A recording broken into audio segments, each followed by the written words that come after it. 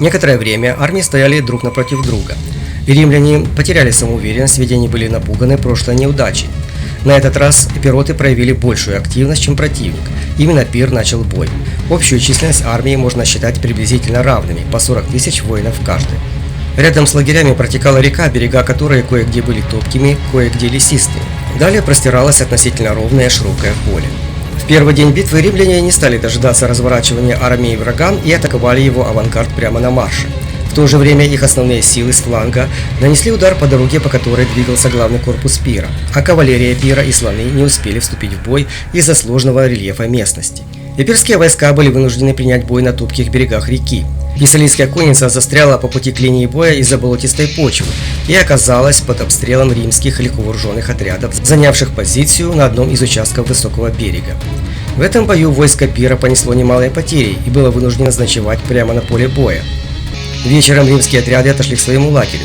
Консулы не рискнули остаться на ночь рядом с вражескими отрядами. Это было на руку Пиру. Еще до рассвета самые мобильные его части заняли высоты, господствующие над дорогой. Следом за ними были выдвинуты основные силы, так что утром на равнине перед римским лагерем находилась уже вся союзная армия. Консулы тоже поспешили строить войска для сражения. Бой начался с схваткой легко вооруженных воинов, которая была недолгой, поскольку римляне тут же атаковали фалангу противника. Они стремились одержать победу в центре, до того, как Пир успеет ввести в дело конницу и слонов.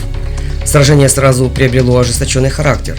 Израсходовав пилумы, легионеры мечами сражались против сарис, волнами накатываясь на союзную армию. Эпирские сарисофоры наносили большой урон принципам и гастатам, пытавшимся вплотную приблизиться к противнику. Шаткое равновесие в упорном бою было нарушено появлением слонов. Пир не сразу пустил их в бой. Слонов он окружил большим количеством метателей дротиков и стрелков из лука. Римляне соорудили против слонов колесницы, снабженные длинными железными остриями. Ими управляли солдаты, вооруженные зажигательными метательными снарядами. Но вскоре легкая пехота эпиротов захватила эти колесницы, перебив их экипаж. Рядом со слонами также находились конные отряды.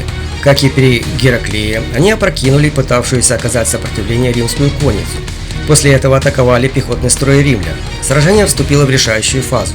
Якобы сам Пир встал в ряды пехотинцев, и именно на том участке, где он сражался, эпироты стали теснить врага.